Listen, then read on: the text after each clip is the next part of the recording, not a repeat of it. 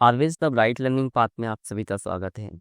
आज हम social science के चैप्टर नंबर 2 फ्रॉम टेज to territory the company establishes power ये पार्ट 1 के बारे में डिस्कशन करने वाले हैं। हमने पिछली वीडियो में चैप्टर 1 के बारे में डिस्कशन किया था। जिस किसी ने भी वीडियो नहीं देखी हो, डिस्क्रिप्शन में जाकर लिंक ओपन कर वीडियो देख सकते हैं। चलिए स्टार्ट करते हैं। फर्स्ट क्वेश्चन दिया हुआ है, विच Portuguese traveler discovered the sea route to India? किस पुर्तगाली यात्री द्वारा भारत तक पहुंचने के लिए समुद्री मार्ग का पता लगाया गया था?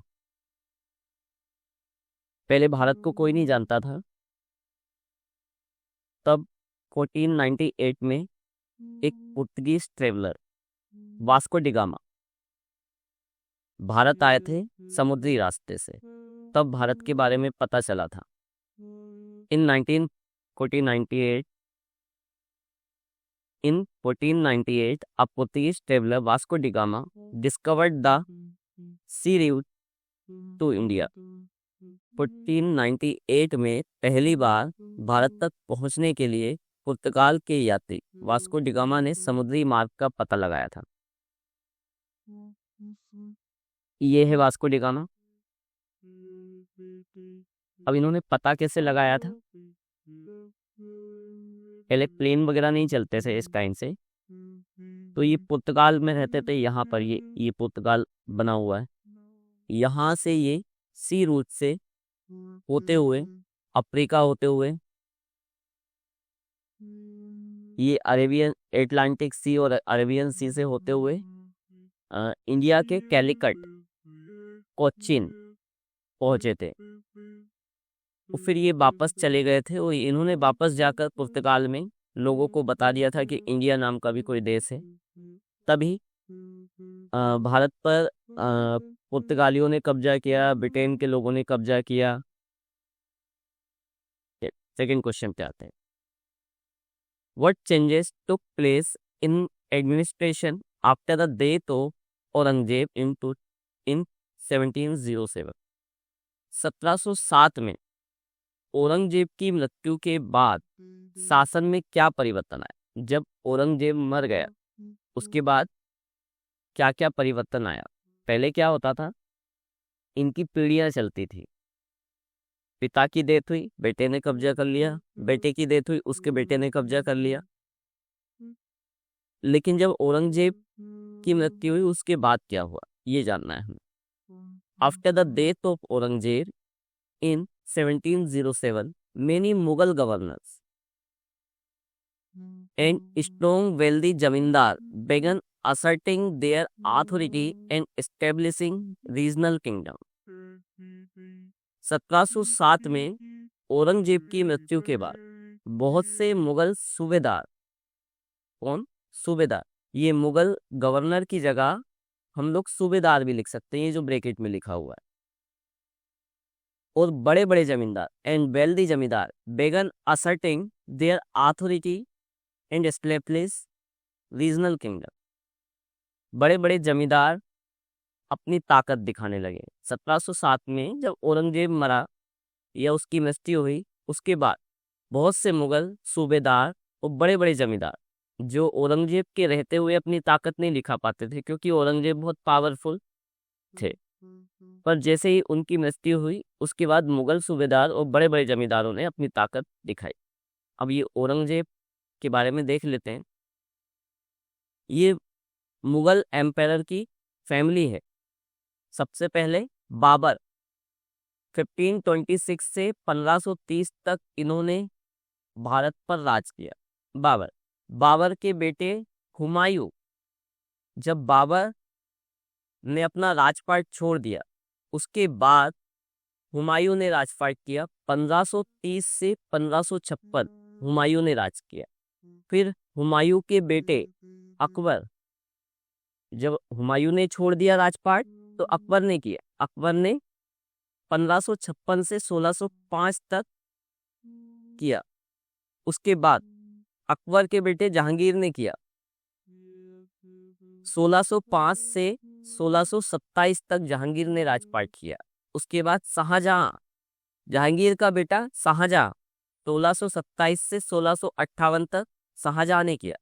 और फिर शाहजहां का बेटा औरंगजेब, इन्होंने 1658 से 1707 तक भारत पर राज किया। तो यही ग्रेट मुगल एम्पायर की फैमिली है जिनके बारे में हमें हर हिस्ट्री बुक में पढ़ना पड़ता है। कभी हम बाबर के बारे में पढ़ते हैं, कभी हुमायूं के बारे में, कभी अकबर के बारे में, अब हम पढ़ रहे हैं औरंगजेब के बारे में। तो कौन कौन थे? बाबर के बेटे हुमायूं, हुमायूं के बेटे अकबर, अकबर के बेटे जहांगीर, जहांगीर के बेटे शाहजहां और शाहजहां के बेटे औरंगजेब। अब ये औरंगजेब के बाद किन्होंने राजपाट किया? औरंगजेब के बाद सूबेदार और वेल्दी जमींदार ने, ठीक है, उन्होंने अपनी ताकत दिखाई। नेक्स्ट क्वेश्चन पे आते हैं। In what form did the British originally come to India? अंग्रेज भारत में ऐसे तो नहीं घुस गए होंगे, उन्होंने पहले क्या अकल लगाई, कैसे वो भारत आए और हम लोगों ने उनको घुस जाने दिया भारत में, ठीक है। The British originally come to India in the form of small trading company. जब अंग्रेज भारत आए थे, हम लोगों ने उनको इसलिए आ जाने दिया, या उस टाइम मुगलों का राज था, उन्होंने इसलिए आ जाने दिया ताकि वो इंडिया में आकर छोटी सी कंपनी लगाए, जिससे भारत के लोगों को रोजगार मिले, काम मिले। तो अंग्रेज पहले एक छोटी सी कंपनी व्यापार करने आए थे, छोटी सी कंपनी को लेकर व्यापार करने आए थे। कंपनी का नाम था ईस्ट इंडिया कंपनी। इसको इसलिए लगाना चाहते थे कि भारत के लोगों को रोजगार मिले, और भारत ने भी इसीलिए इनको आने की परमिशन दी थी कि ये आएंगे और यहाँ कोई कंपनी लगाएंगे, पैसा लगाएंगे, उसमें तो भारत का ही फायदा होगा। Question number 4, when the battle of Plassey fought and between whom? Plassey का युद्ध कब और किसके मध्य लड़ा गया? The battle of Plassey was fought between Robert Clive and Siraj ud-Daulah in 1757। Plassey का युद्ध 1757 में, ये युद्ध गलत लिखा हुआ, सही कर लेना ऊपर से देख के। प्लासी का युद्ध सन 1757 में रॉबर्ट क्लाइव एवं भी गलत लिखा हुआ है, इसको भी सही कर लेना। प्लासी का युद्ध सन 1757 में रॉबर्ट क्लाइव एवं सिराजुद्दौला के बीच लड़ा गया था। ये सिराजुद्दौला है और ये रॉबर्ट क्लाइव, ये नवाब थे और ये ब्रिटिश गवर्नमेंट के साथ जो आए थे वो थे। अब ये प्लासी कहाँ है, ये देख ले,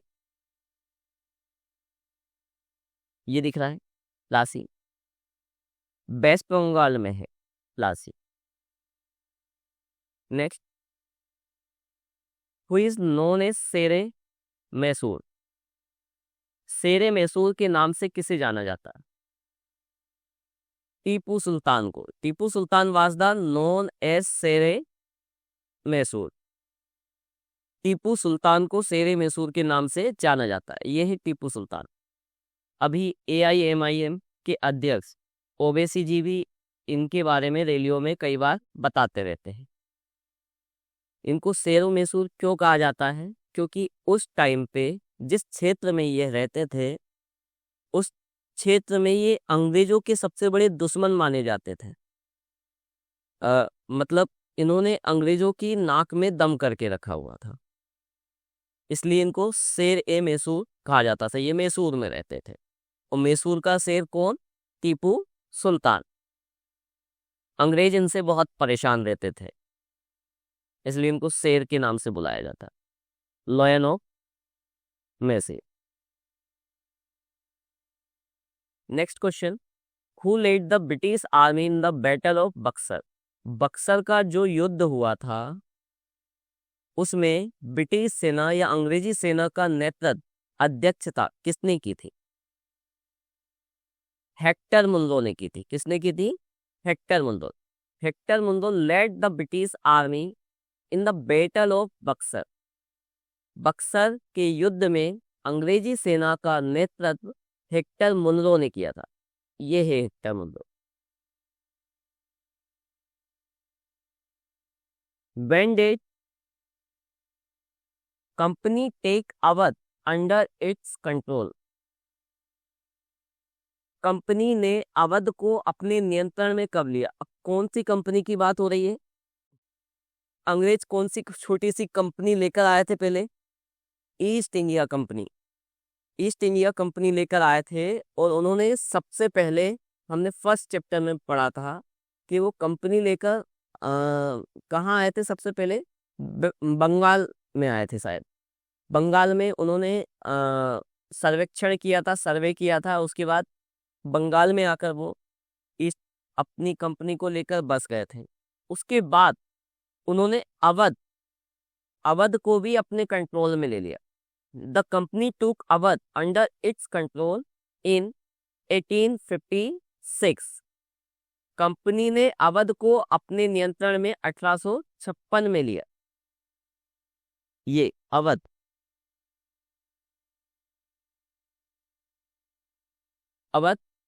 यूपी का ही भाग है, जैसे भोपाल है सिटी हमारे यहाँ की, मध्य प्रदेश की, ऐसे ही अवध भी यूपी का एक छोटा सा भाग है।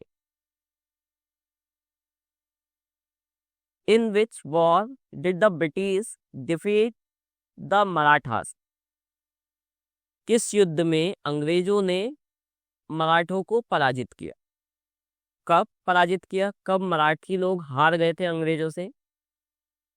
इन 1761 में the British defeated the Marathas in the third battle of Panipat. Panipat में पहली लड़ाई भी हुई होगी, दूसरी भी हुई होगी, तीसरी भी हुई होगी। पहली दूसरी में मराठी लोग नहीं हारे होंगे, तीसरी लड़ाई में मराठास को हार मिली। कहाँ हुई थी लड़ाई? पानीपत में हुई थी। सन 1761 में पानीपत के तीसरे युद्ध में अंग्रेजों ने मराठाओं को पराजित किया। अब ये पानीपत कहाँ है? महाराष्ट्र में है। नहीं, मराठा है तो महाराष्ट्र में हो ये जरूरी नहीं। ये पानीपत जो है हरियाणा में है। कहाँ पर है? हरियाणा में। हरियाणा में मराठा हार गए थे। आई होप वीडियो सभी को पसंद आई होगी, सभी को समझ आई होगी। जिस किसी को भी किसी भी प्रकार का डाउट हो वो कमेंट कर या मेरे व्हाट्सएप नंबर पर मैसेज कर पूछ सकता है।